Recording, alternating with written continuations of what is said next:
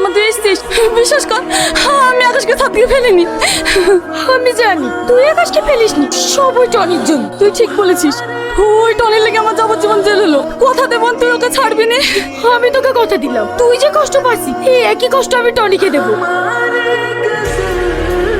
সালমা, তোমার আমার একটা কথা শোনো না। আসলে সেদিন আমি তোর কোনো কথা শুনতে চাইনি। আমি তোকে ঠিক ততটাই কষ্ট দিতে চেয়েছি যতটা কষ্ট আমার দিদি জেলে বসে পাচ্ছে, কিন্তু সে আশা আমার পুরো হলো না, তাই তোকে আমি বাঁচতেও দেবো না। হ্যাঁ চাপ, তোমরা আইনিদের হাত তুলে নিতে পারো না। কনস্টেবল, এদের সবাইকে অ্যারেস্ট করো।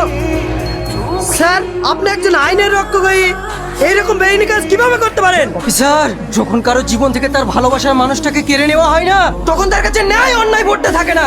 যেমনটা থাকে না, তার জন্য তাকে সারা জীবন জেলের খালি রাখতে হয়। ওই, এদের নিয়ে চল। সালমা, তোমার বোন যদি সত্যি নির্দোষ হয় তাহলে আমি হাইকোর্টে গিয়ে কেস